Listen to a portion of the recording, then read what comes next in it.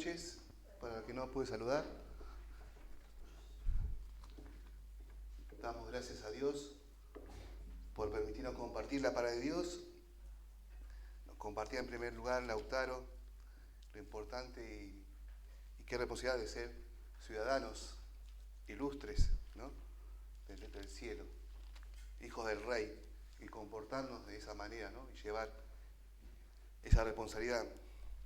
Vamos a seguir estudiando este libro maravilloso que nos estuvieron compartiendo Pedro, después estuvo, Rómulo, muy lindo lo que compartían, nos enseñaban. Y lo último que escuchábamos, sabemos que Hechos nos decían que es un libro histórico y que la mayoría, la iglesia en sí, todos eran judíos. Y acá después de Pentecostés, como la iglesia primitiva se estaba, podemos decir, encendida por el Espíritu Santo. Porque si algo destaca en el libro de Hechos y en estos primeros capítulos, es la obra del Espíritu Santo y el poder que tiene el Espíritu Santo en nuestras vidas cuando lo dejamos actuar. Vemos una iglesia, como decíamos, encendida, con poder. Las señales acompañaban a los apóstoles. El temor a Dios se llenó en Jerusalén, se llenó de asombro por las cosas que sucedían.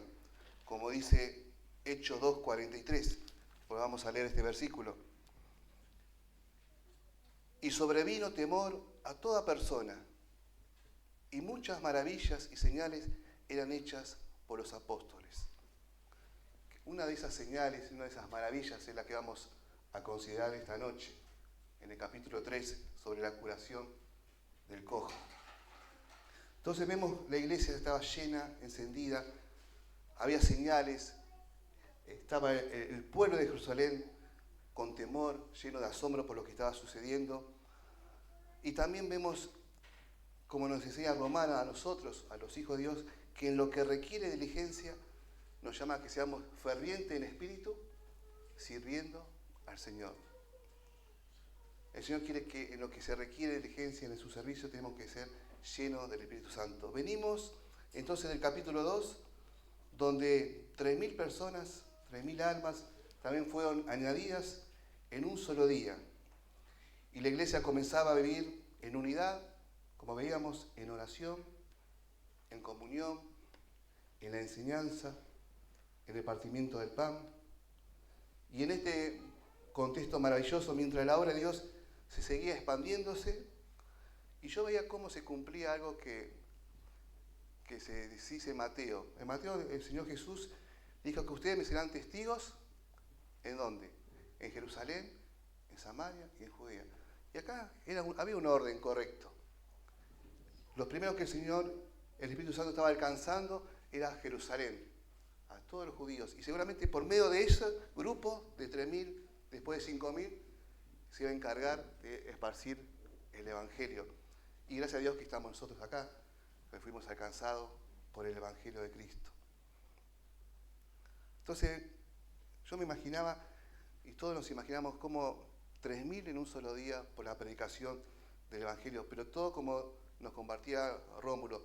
Todo esto sucedía, y yo lo anoté, por algo. No porque las personas eran capaces, eran buenas, sino porque por el Espíritu Santo. El Espíritu Santo es el que hizo la obra maravillosa en todo esto. En entonces, como decíamos, estaban todos compartiendo, estaban unidos, tenían las cosas en común, mientras la obra crecía y crecía. Y vemos a Pedro y a Juan, que acá se van a manifestar Pedro y Juan haciendo este milagro. Pero hice aparte, algo rápido, porque Pedro y Juan, ahí lo vemos a Pedro valiente, vemos un Pedro maduro, pero no fue así siempre. Pedro empezó, ¿se acuerdan? De su llamado inicial a dejar sus redes, y el Señor le dijo en Mateo 4, 18 al 20 que él iba a ser pescador de hombres. Y acá vemos como lo que el Señor le estaba enseñando, le estaba diciendo, se estaba cumpliendo. Y vaya que era un pescador de hombres, ¿no? Su carácter Él era impulsivo. Todos sabemos que siempre decimos Pedro. ¿Y qué decimos? Pedro, no Pedro y Arte. Pedro, impulsivo, Pedro mete la pata. Pero sin embargo, él siempre tenía y quería servir al Señor. Yo siempre me identifico con él porque metemos la pata, pero amamos a Dios. Por supuesto que no es excusa, tenemos que cambiar, madurar. Pero Pedro tenía su carácter impulsivo y el Señor lo fue cambiando. Vemos también que en un momento el Señor le dijo una palabra muy dura: apártate de mí, Satanás, cuando él quiso, por decir, estorbar ir a la cruz. También le cortó la oreja a uno, a Malco, en Getsemaní. Tenía sus cosas, tenía sus caídas. Él dijo una vez que él prometía dar la vida, aunque todo te deje, yo nunca te voy a dejar, nunca te voy a negar. Y sabemos que él lo negó, él lo dejó. También vemos que Jesús lo restaura. En Juan 21, 15 al 17, apacienta mis ovejas. ¿A qué voy? Que hasta que llegó acá el capítulo 2 y vemos a un Pedro ya maduro, un Pedro cambiado, un Pedro lleno de entusiasmo, lleno del Espíritu Santo para servir al Señor. Lo mismo Juan, el que le acompañaba, Pedro y Juan. Juan también tenía su proceso. ¿Se acuerdan que Juan, podemos decir, de ser hijo del trueno al ser el apóstol del amor? Su carácter en Marcos 3:17 dice que les decían que era Bonerge, que significa hijo de trueno. Que muchas veces, algunas veces, ¿fuiste un hijo de trueno? ¿No? En el fútbol tenemos esos caracteres, esas explosiones, o no en el fútbol. Y Dios tiene que moldear el carácter. Quiso hacer descender el fuego sobre los samaritanos. Una vez querían cruzar, Señor, ¿por qué no desciende fuego? Ese era el amado. Pero aquí quiero dar a entender cómo el Señor fue cambiando la vida de Pedro y de Juan para usarlos. Sus ambiciones de Juan eran, siempre pedía estar a la derecha de Jesús y siempre discutía por quién sería el mayor. Eso lo vemos en Mateo 10, 35, 41. Él buscaba los primeros lugares, él buscaba hacerse ver, él quería ser el mayor y tuvo que aprender del maestro. Pero su transformación fue maravillosa en Juan 13, 23. El discípulo amado llegó a estar, esa persona así impulsiva, recostado en el pecho de Jesús. Eso nos habla de íntima comunión. Y lo más maravilloso, Jesús estando en la cruz del Calvario, le dijo: Juan, y ahí tu hijo, ¿no? Y le confió la madre a María. Había que tener mucha confianza y mucho amor. Y esto, ¿por qué lo digo? Porque Pedro y Juan van a actuar ahora en el capítulo 3 de Hechos. Pero no fueron así siempre. Hubo un proceso. Como nosotros. El Señor nos rescató, el Señor nos llamó a la obra. Tendríamos que estar en este proceso. Seguramente metimos la pata o seguimos metiendo la pata. El Señor va cambiando nuestro carácter, va moldeando nuestras vidas, vamos aprendiendo de nuestros errores y ojalá que cada uno podamos ser como Pedro y Juan, ser llenos del Espíritu Santo. Yo creo que ya cada uno sabe, pero yo ya tengo más de 20 años de cristiano, ya tendría que estar en una etapa madura, ¿no? Por así decir, pero cada uno sabe y tiene que aprender a ir creciendo en la obra de Dios. Entonces acá vimos rápidamente a Pedro y Juan, pero ya así, maduro, cambiado, con un carácter maravilloso. Ayer hablamos en la reunión de matrimonio, o muchos tenían el deseo, que cómo les gustaría vivir en los tiempos de Jesús, o que algunos querían ser calvos, pero bueno, ¿no? Pero los tiempos de Jesús. Ahora, qué maravilloso habrá sido el mismo maestro, ¿no? A Jesús tenerlo como tu maestro. Personalmente, ¿no? Escucharlo, verlo. Y si algo me maravilla de esto, que ya vamos a ver más adelante, cómo Pedro y Juan observaron siempre a su maestro. Y vamos a ver cómo ellos copiaron, cómo ellos imitaron a Jesús, que eso es maravilloso. Entonces Pedro y Juan van al templo, dice, como era de costumbre, a la hora de la oración, la hora novena, que era de las 3 de la tarde, donde el Espíritu ya había preparado, por así decir, una cita divina, ¿no? Esta persona citada. Lo que va a suceder en esa puerta, la puerta hermosa, que yo ya que estamos, saqué algunos datos, pero no quise mucho lo que era la puerta hermosa, o porque sea hermosa. Lo que encontré que muchos estudiosos creen que la puerta corresponde como la puerta de Nicanor. Era de bronce de Corintio, era un bronce muy fino, muy costoso, que a veces parecía casi dorado. Dice que la puerta era más grande que otras puertas, según fuentes judías como el Talmud, medía 20 metros de alto por 10 metros de ancho. Linda puertita. 20 metros de alto, como un terreno casi, por 10 de ancho.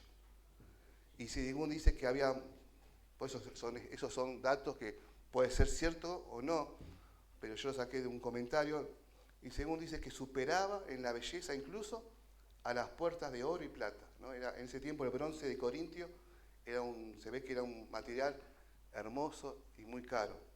Y me llamaba la atención, por eso decían la puerta hermosa. Entonces vemos acá que Pedro y Juan y se iban a encontrar con este hombre. Iba a haber un milagro maravilloso, que eso iba a permitir predicar el Evangelio de Jesucristo. Nuevamente, Pedro iba a aprovechar esa oportunidad, ese trampolín, con la autoridad, como hablaba Pedro, que no solo caminaba lleno del Espíritu Santo, sino que empieza a reflejar, como decía, con claridad lo que aprendió de su maestro. Y vamos a ver cómo él y Juan empezaron a ver con compasión, obrar con fe y hablar con valentía. Cosa que el Maestro, el Señor Jesús, hacía esto. Nuestro Señor Jesús siempre veía con compasión, siempre, por supuesto, obraba con fe y hablaba con valentía. Por eso que vamos a leer Hechos, capítulo 3, ahora del 1, primeramente al 19. Le había traído un videito, pero la tecnología no está fallando últimamente. Hechos 3, del 1 al 10 primero. Pedro y Juan subían juntos al templo a la hora novena, la de la oración. Y era traído un hombre cojo de nacimiento, a quien ponía cada día a la puerta del templo, que se llamaba La Hermosa, para que pidiese limosna de los que entraban en el templo. Este, cuando vio a Pedro y a Juan que iba a entrar en el templo, les rogaba que le diese limosna. Pedro, con Juan, fijando en él los ojos, le dijo: míranos. Entonces él estuvo atento, esperando recibir de ellos algo. Mas Pedro dijo: no tengo plata ni oro, pero lo que tengo te doy. En el nombre de Jesucristo de Nazaret, levántate y anda. Y tomando por la mano derecha, lo levantó y al momento se le afirmaron los pies y tobillos. Saltando se puso en pie y anduvo y entró con ellos en el templo, andando y saltando, alabando a Dios. Y todo el pueblo lo vio andar y alabar a Dios. Y le reconocían que era el que se sentaba a pedir limosna a la puerta del templo, La Hermosa. Y se llenaron de asombro y espanto por lo que había sucedido. Es un hermoso pasaje de la palabra de Dios. Entonces vemos acá que ellos suben al templo a la hora de la oración, la hora novena, y sabemos que los judíos tenían por costumbre orar. Yo decía, qué hermosa costumbre, ¿no? Qué hermosa costumbre. Ellos oraban 3 veces al día, a la mañana, a las 9 de la mañana, a la hora tercera, a la hora sexta, mediodía, y a las 3 de la tarde, que era como ahora, la hora novena. Pero no voy a estar hablando tanto de la oración, pero qué importante es la oración, ¿no? Qué importante es orar, es pedir a Dios. Bueno, esta iglesia, una de las cosas que se caracterizó, porque están unánimes en oración. Pero qué linda costumbre. Y eso me hace acordar a Daniel 6:10, que dice que también oraba 3 veces al día, como tenía costumbre, y no importaba la circunstancia, aunque había un edicto que si él lo encontraba orando, lo iban a matar, iba a peligrar su vida, él no cambió eso, él oraba al Señor. Y eso tiene que tener, me llamó la atención, que la oración tiene que ser en primero en nuestras vidas, no por las circunstancias ni por nada, tiene que cambiar. Siempre tenemos que orar, tiene que ser, como dice, un estilo de vida, ¿no? Hablar con Dios como un amigo. era traído un hombre cojo de nacimiento que cada día lo ponían en la puerta del templo. Y yo veía qué actividad de esas personas que no sé si eran amigos o si se turnaban, porque durante 40 años, cada día lo recogían a este hombre y lo ponían en la puerta del templo para que puedan pedir limosna. Y yo veía qué rutinas, ¿no? Pobre, no, tampoco no quise ahondar en lo que era un cojo de nacimiento en ese tiempo, si es difícil, cómo te limita en la vida actual hoy con tanta tecnología que hay. Imagínate en esa época, ¿no? Era una persona olvidada, una persona que no podía hacer nada, que dependía de otro totalmente, triste, y desde muy chiquito, de nacimiento. Y todos durante 40 años lo llevaban a ese lugar. La rutina, yo puse acá, rutina sin esperanza. Religión cerca pero sin transformación. Y yo veía que sin Cristo, ¿no? La vida se vive rutinaria y es vacía, ¿no? Es vacía. Y acá vemos un hombre así, con esa rutina, todos los años, todos los días, pidiendo limosnas, todos los días en la puerta. También me acordaba, y quería hacer comparar, pero solamente lo menciono, qué diferencia de este momento, ¿se acuerdan? Con el otro paralítico, que los amigos se pusieron de acuerdo y dijeron, lo tenemos que llevar a Jesús. Pero no lo dejaron en la puerta, ¿se acuerdan lo que hicieron? Ellos fueron, por más que encontraron que estaba llena la casa, se subieron al techo, derrumbaron el techo, pero ellos querían poner a su amigo, al paralítico, frente a Jesús. ¿Por qué? Sabiendo que en Jesús se encuentra únicamente la sanación del alma, el perdón de los pecados. Ellos tenían fe en Él. Sin Cristo, la vida se vuelve rutinaria y vacía. Pero gracias a Dios que Cristo rompe la rutina de la vida y ahí vamos a ver cómo Él transforma todo, cómo lo va a transformar todo. Y pensar en nosotros también, porque podemos hacer un paralelismo, que nosotros también estábamos así. Quizás algunos tuvieron el privilegio de nacer en hogares cristianos, quizás otros no. Quizás algunos recibieron al Señor de grande. ¿Y cuántos tiempos estuvieron, podés decir, tristes, sin Cristo, vacíos? Pero un día Cristo cambió todo eso, ¿no? Y vemos acá, como decíamos, cómo Pedro, y me encanta esto, empieza a imitar a su maestro, a Jesús en este milagro maravilloso. Primero, vemos, cuando vio a Pedro y a Juan, dice que le rogaba que le diese limosna. Un ruego, me imagino que es una voz potente, ¿no? Por favor, una limosna, y levantando, y me acordaba del ruego de los leprosos, que Jesús, hijo de David, ten misericordia de mí. Quizás te acordás del ciego de Bartimeo, Señor, y le rogaba. Y Jesús, siempre que alguien le rogaba, ¿qué hacía? Se detenía, ¿no? A mí me encanta eso, se detenía, escuchaba, miraba, y no solo eso, actuaba. Y acá veo eso que me encantó, le rogaba, y cuando le rogaba, dice que fijaron los ojos, ¿no? Fijó los ojos con compasión, porque vemos que él miró, hubo un cambio de mirada. Y eso no es un detalle menos, porque yo me imaginaba a un hombre, a veces lo hacemos, quizás sucio, quizás no sé cómo está, los que le daban limosna quizás pasaba el algo, le tiraban la monedita, pero nunca lo miraba. Pero acá hubo una diferencia, dice que se acercó y lo miró. Es muy importante esto. Hizo contacto visual y que nadie lo mirara, porque cuando uno miró, muestra ¿qué? Interés, muestra amor. Por eso que la mirada del Señor era muy profunda. El Señor siempre que hacía un milagro o siempre que iba a hacer algo, hacía contacto visual. Mírame. Al joven rico lo miró y lo amó. Y podés encontrar muchas a la mujer que sorprendía de adulterio, Señor, no, ni yo te condeno. Y me imagino la mirada. Y nosotros como hijos de Dios tenemos que aprender a mirar de esa forma, con compasión. Pero la única forma que lo vamos a hacer es justamente como decíamos, si estamos ya transformados, llenos del Espíritu Santo. Vamos a aprender a mirar con compasión. Él fijó los ojos con compasión.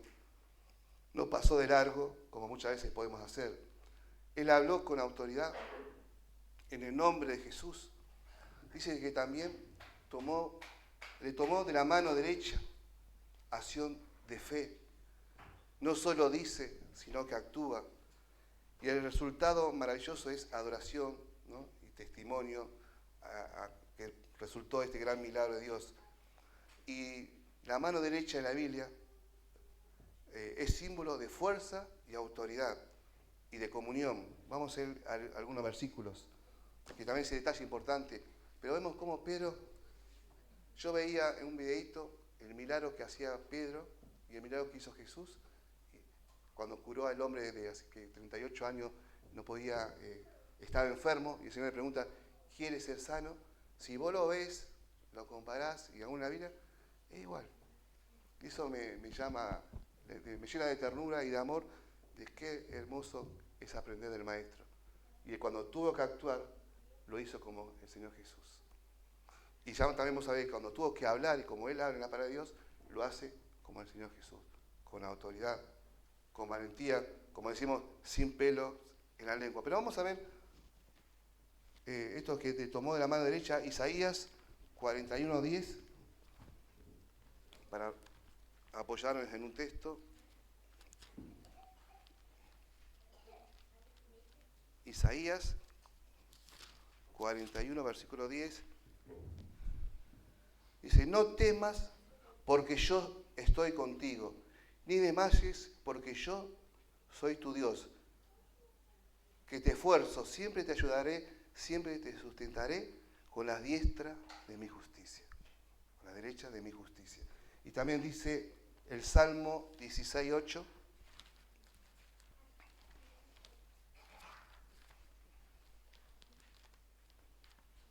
Salmo 16, versículo 8. A Jehová he puesto siempre delante de mí, porque está a mi diestra, no seré conmovido.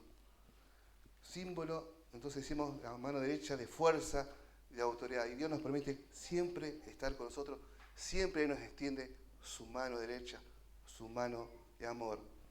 Entonces vemos acá el acto de Pedro es un acto de fe, de autoridad, podemos decir, y lleno, por supuesto, de amor. El verdadero valor, vamos a ver en el versículo 6, que dice que Pedro dice, fijando los ojos, mirá, no tengo ni plata ni oro. Yo me imagino ahí este hombre asombrado, no sabía qué iba a responder. Entonces, ¿qué tenés? Dice, lo que tengo te doy, lo que tengo es mucho más valioso. El verdadero dice, por eso puse que es mucho más valioso que la plata y el oro, pero reconoce que no tiene bienes materiales, pero sí tiene algo que es muchísimo más valioso, el poder de Cristo, el Evangelio, la salvación. Y eso lo podemos ver también, y me encanta, que nosotros quizás, no es lo económico que quizás podamos ayudar a otros, pero tenemos algo maravilloso, tenemos el Evangelio, tenemos el mensaje de salvación. Quizás no lo valoramos, no nos damos cuenta, el mensaje que nos cambió nuestra vida, el mensaje que llenó nuestra vida, el mensaje que podemos hablar a una persona por medio del Espíritu Santo y cambiar su destino, cambiar su vida para siempre, cambiar sus hijos, su entorno. Y eso es una responsabilidad que tenemos nosotros. Por eso que hay muchas canciones que nos mandan a ser valientes, a predicar la palabra de Dios. Como dice Timoteo, a tiempo, fuera de tiempo, insiste, predica la palabra de Dios. Cumple tu ministerio. Haz obra de evangelista. Es importante y nosotros tenemos ese poder y de muchas maneras podemos hablar del Señor. Pero vamos también a apoyarnos en la palabra de Dios, que esto es mucho más valioso que la plata y el oro, es el poder del Evangelio. Si alguien quiere ayudarme, así descanso un poco, el Salmo 19, versículo 10. Le voy a pedir si alguien quiere leerlo. Salmo 19, 10.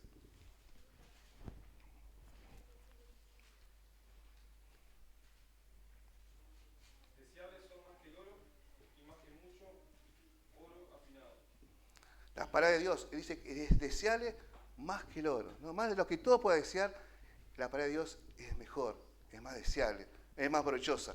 Otro sí puede leer Proverbios 8, 10 y 11. Por favor, Proverbios 8, 10 y 11. Recibid mi enseñanza antes que la plata, y ciencia antes que el oro puro. Porque mejor es la sabiduría que las perlas, y no hay otra cosa deseable que se le pueda comparar. Qué maravilloso, ¿no? Que así sea, amén, en nuestra vida. No hay otra cosa deseable. La palabra de Dios es maravillosa. Y por último, si alguien quiere leer, el Salmo 119, 72. Salmo 119, 72. Mejor es para mí la ley de tu boca que millares de monedas de oro y de plata. ¿Te das cuenta? Eso es lo que le estaba ofreciendo Pedro y Juan. No tengo ni plata ni oro, pero tengo algo, como le llamo, lo más deseable, algo que no tiene desperdicio, algo que te va a cambiar la vida, y eso te voy a dar. Y hoy el mundo, en paralelo, sigue buscando, ¿no? Eso tan triste, oro, plata, que podemos decir éxito, dinero, fama, pero lo que verdaderamente necesita, como necesitaba este hombre, es lo que tenemos.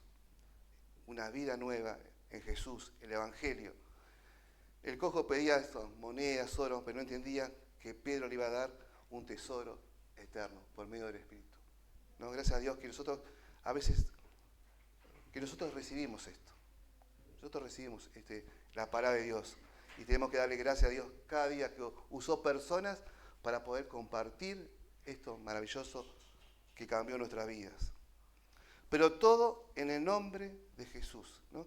Dice, en el nombre de Jesús de Nazaret. En el nombre de Jesús.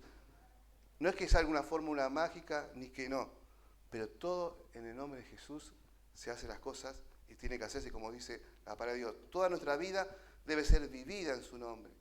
Nuestro trabajo, decisiones, relaciones, todo es posible por el poder del Espíritu Santo y en el nombre de Jesús. Es importante que cada uno estemos llenos del Espíritu Santo para poder actuar así con amor, con compasión, con fe, con valentía. Y vamos a ver también algo que el Señor me mostró en este pasaje, porque siempre hablamos del Espíritu Santo, pero ¿qué tiene el Espíritu Santo? Tiene, como dice Gálatas, frutos, o el fruto. ¿Qué quiere decir? Que cuando una persona está llena del Espíritu Santo, cuando vos y yo estamos realmente llenos del Espíritu Santo, esos frutos se manifiestan y los podemos compartir, para la bendición de otros. Se manifiesta, como vamos a ver, el amor, la fe, la templanza. Y vamos a ver en este milagro cómo se manifestó. Fíjate, Pedro y Juan mostraron amor, uno de los frutos, ¿a qué? Al detenerse, a escuchar el ruego. Ahí mostraron amor. Mostraron fe a declarar sanidad en el nombre de Jesús. Fe.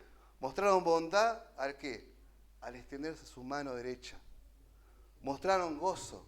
¿A qué? Al ver al cojo entrar después al templo saltando, alabando a Dios. Gozo.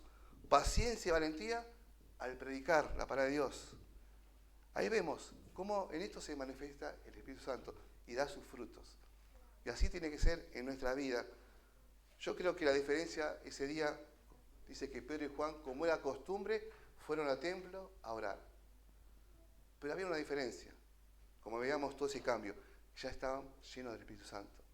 Y fue distinto. Por eso es que fueron, este hombre le rogaba, ellos pudieron prestar atención, se manifestó el fruto del Espíritu Santo, el amor, nos miraron, se acercaron, actuaron. Pero ¿a qué voy? Que cuando estamos llenos del Espíritu Santo, nuestra vida nos hace ver las cosas como Dios las ve. ¿Cuántas veces pasamos quizás de largo a alguien que Dios nos preparó? Pero cuando estamos con amor, llenos de Él, estoy seguro que no nos vamos a pasar de largo. Vamos a estar atentos, vamos a atenderlo. Vamos a estar en la necesidad, porque estamos aprendiendo a vivir como Cristo quiere que nosotros actuemos en nuestra vida. Por eso es que es importante, vemos acá cómo en cada acto que hizo Pedro y Juan se manifestó el fruto del Espíritu Santo. El Espíritu Santo nos llena para no exhibirnos para nuestra gloria, sino para servir mejor al Señor y hacer su buena voluntad agradable y perfecta. Y después vemos cuando este hombre dice versículo 8 y 9, vamos acá ya directamente al milagro de Hechos. Voy a buscarlo porque lo había cambiado.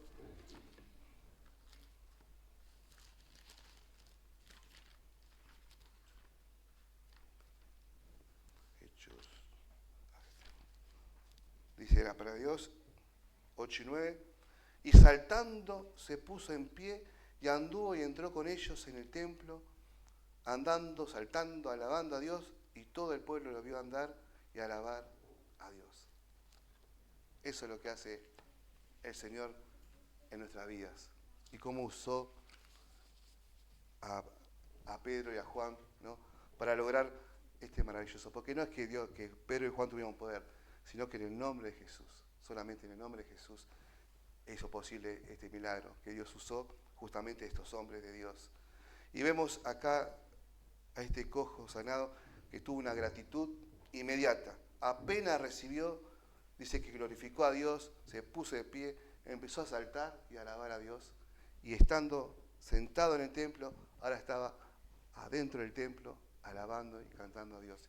Quizás como una realidad como nosotros.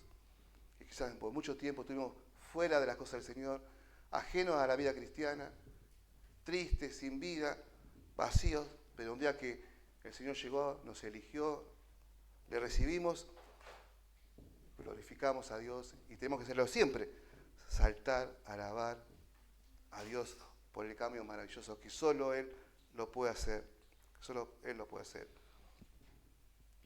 Y es importante la gratitud, no debemos nunca olvidarnos lo que Dios hizo en nuestras vidas. Por eso que yo creo que la cena del Señor, una de las cosas que hacemos es alabarlo, glorificar, tener comunión, mostrar a los vecinos que Cristo es un Dios vivo, pero también recordarnos de dónde nos sacó y lo que éramos, que nos perdonó, que estábamos sin nada. No debemos nunca olvidarnos de lo que éramos y cómo Dios nos perdonó y nos ama y nos cambió. Hubo un cambio radical en la vida de este hombre. Las cosas viejas realmente pasaron. De estar en la puerta, como dije, pidiendo, a estar adentro, adorando. Y esto es un testimonio público, porque dice que todos viendo se maravillaban y también se espantaban, ¿no? Y eso abrió la puerta para que justamente Pedro, que nunca perdía las oportunidades, aproveche a predicar la palabra de Dios.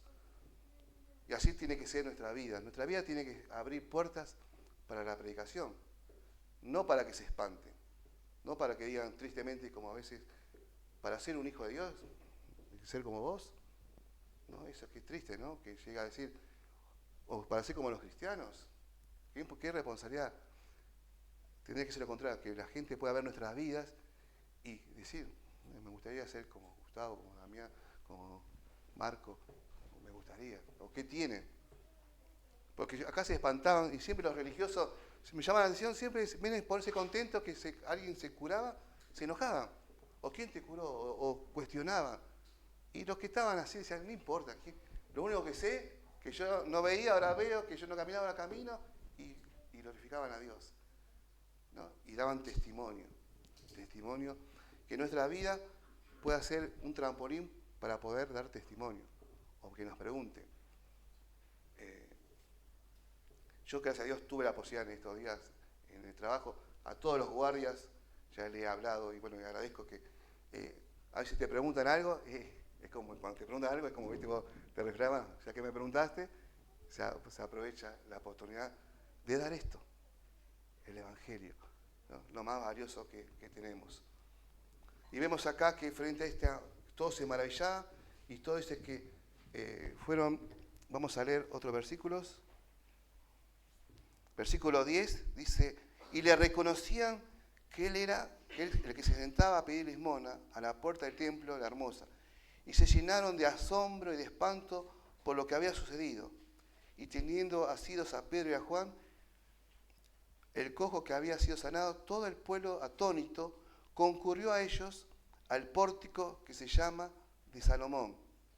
También algo busqué del pórtico de Salomón, que era bueno, justamente un gran pórtico, que era como una galería, dice, con unas columnas cubiertas, ubicada en el lado este del atrio exterior del templo. Era llamado así porque, según la tradición, está construida sobre el resto de los cimientos del templo de Salomón. Tenía columnas de mármol, con un techo de madera de cedro o similar, y ahí se predicaba, ¿no? Lo usaban. Y es un lugar cubierto, fresco, y era muy, muy concurrido. Esos son los datos Y es cierto, porque Jesús mismo, vamos a leer, dice que enseñaba allá, en ese lugar. Si leemos, si alguien quiere leer, por favor, Juan 10, 23, ahí hay un dato también importante. Juan 10, 23.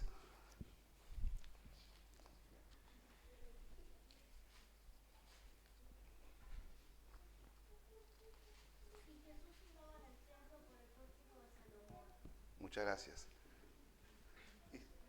¿Y Jesús, cómo decía? Ahí andaba Jesús, en el pórtico de Salomón, esas galerías frescas, cubiertas y muy concurridas, andaban sin ninguna duda enseñando la palabra de Dios. Entonces vemos ahí que estaban. Y cuando todos estaban asombrados, mirando a quién, a Pedro y a Juan, pensando que ellos habían hecho ese gran milagro, una de las cosas que hace Pedro es desviar la mirada, ¿no? O el crédito. No me miren a mí, no soy yo.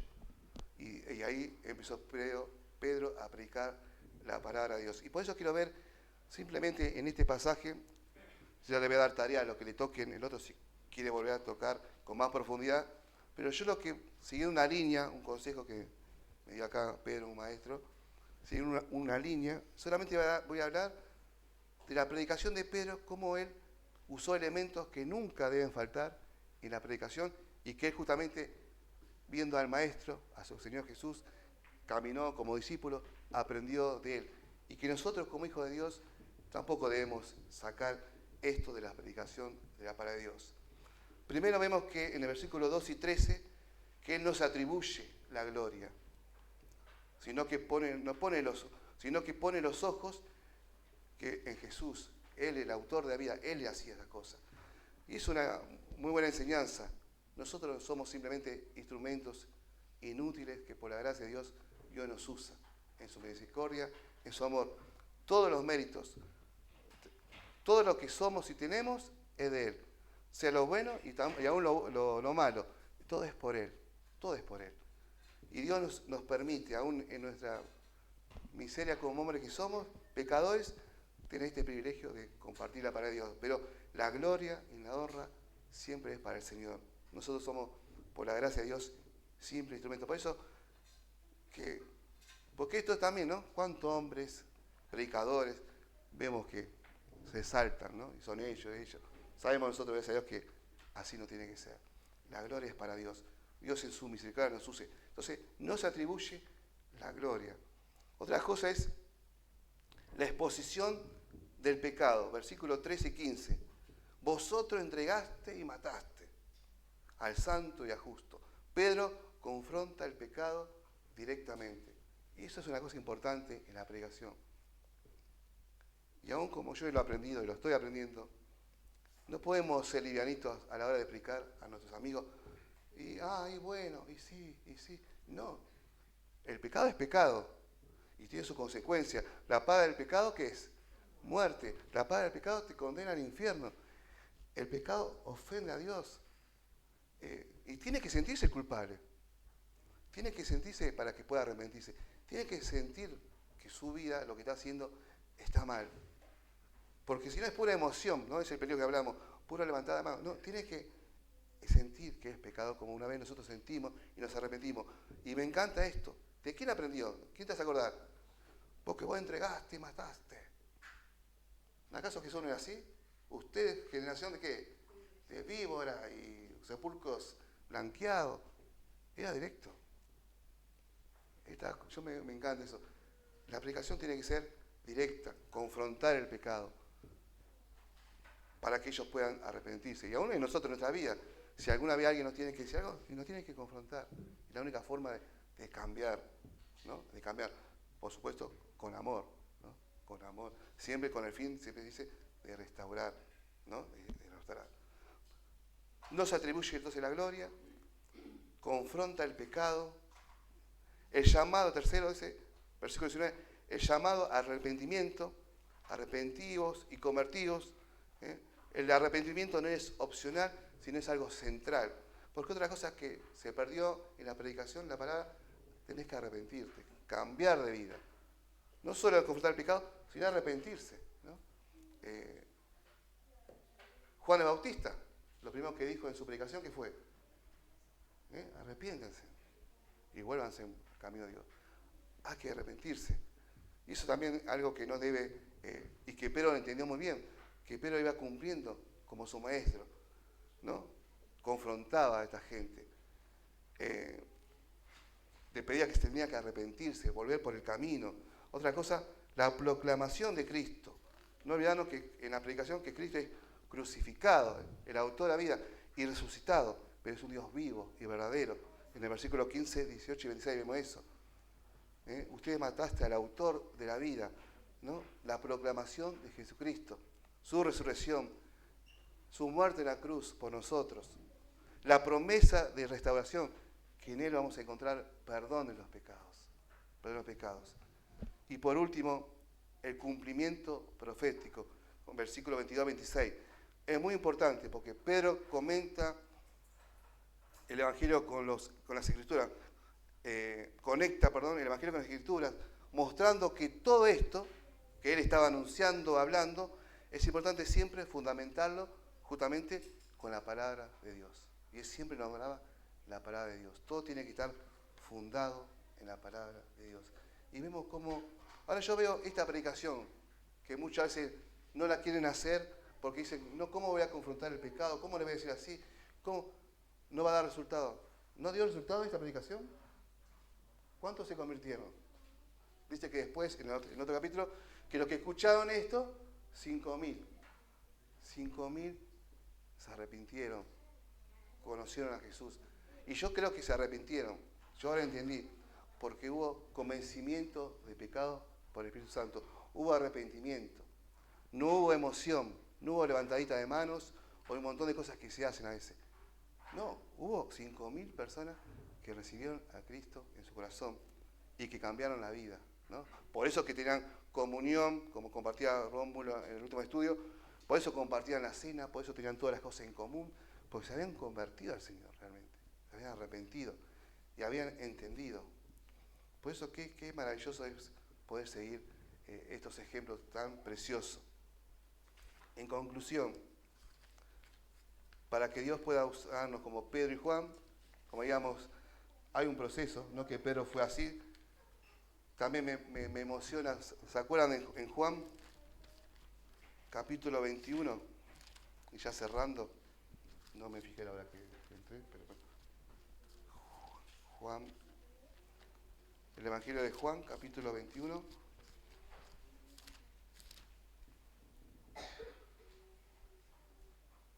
Versículo 20.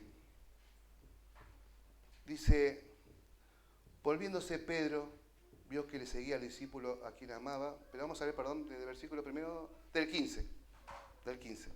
Juan 21, 15. Cuando hubieron comido, Jesús dijo a Simón Pedro, Simón, hijo de Jonás, ¿me amas más que esto? Le respondió, sí, Señor, tú sabes que te amo. Él le dijo, apacienta a mis corderos. Volvió a decirle la segunda vez, Simón, hijo de Jonás, ¿me amas? Pedro le respondió, sí, Señor, tú sabes que te amo. Le dijo, pastorea a mis ovejas. Ya le estaba mostrando la tarea que tenía que hacer. Le dijo la tercera vez, Simón, hijo de Jonás, ¿me ama?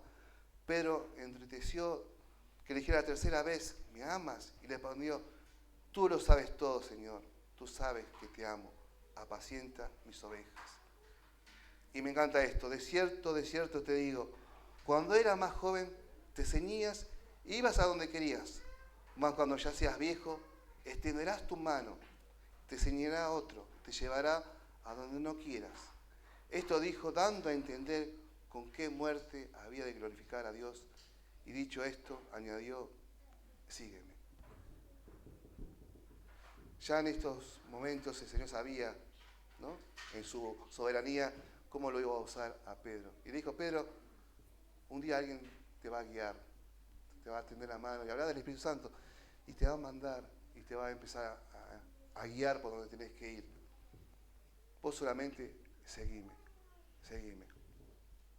Y ahí cuando se volvió a Pedro y vio que le seguían justamente los dos que hablamos, el discípulo a quien amaba Jesús, el mismo que en la cena se había recostado al lado de él y le había dicho, Señor, ¿quién es el que te ha de entregar? Cuando Pedro lo vio, dijo a Jesús, Señor, ¿y qué de este? De Juan. Jesús le dijo, si quiere que él quede hasta que yo venga, ¿qué a ti? Sígueme tú. Esto dicho, se extendió entonces entre los hermanos que aquel discípulo no moriría, pero Jesús no le dio que no morirá, sino que quede hasta que yo venga, que a ti. Este es el discípulo que da testimonio de estas cosas, y escribió estas cosas y sabemos que su testimonio es verdadero. Y hay también otras muchas cosas que hizo Jesús, las cuales si se escribieran una por una, pienso que ni aún en el mundo caberían los libros que se habrían de escribir. Amén. Pero vemos cómo se cumplió, ¿no? Qué maravilloso ver que Jesús le dijo un día, te va a guiar el Espíritu Santo y vas a empezar a hacer la verdad. Solamente seguime. Mira, quizás en nuestra vida, para sacar algo práctico, el Señor siempre nos va a usar en su misericordia frente a alguna persona como este cojo necesitada. Y la única forma de poder obrar con amor, con misericordia, con compasión, con valentía, es estar lleno del fruto del Espíritu Santo, lleno de amor, de bondad, de paz. Para predicar el Evangelio necesitamos tener valentía, necesitamos tener templanza, necesitamos tener amor, ¿no? Por eso que el Señor pueda seguir obrando en este pasaje, quizás muchos para estudiarlo o profundizarlo, pero lo que más me maravilla es que el Señor usaba a estos hombres comunes y corrientes, pero llenos de Él. Y cuando estamos llenos de Él, Dios puede hacer cosas maravillosas en nuestras vidas, ¿no? Y tenemos algo maravilloso para compartir. Vos y yo, cada hijo de Dios, lo más deseable, lo más precioso, el Evangelio de Dios, la palabra de Dios. Mira si no tenemos algo para compartir. Como dice, a mí me encanta un salmo que dice, que convierte el alma, la palabra, que hace sabio al sencillo, que alegra el corazón. Esa es la palabra de Dios. Eso es lo que tenemos, ¿no? Ahora no quiero que vayas por todo lado y diga a todo el mundo, míranos, ¿no? Lo que tengo te doy, ¿no? Pero sí tenemos, ¿no? Qué lindo que tenemos algo mejor que cualquier cosa. Que el Señor nos bendiga y podamos valorar esto tan precioso, tesoro tan precioso que tenemos, su palabra viva y eficaz, ¿no? Que penetra y nos transforma. Si alguien quiere orar al terminar, le agradezco mucho.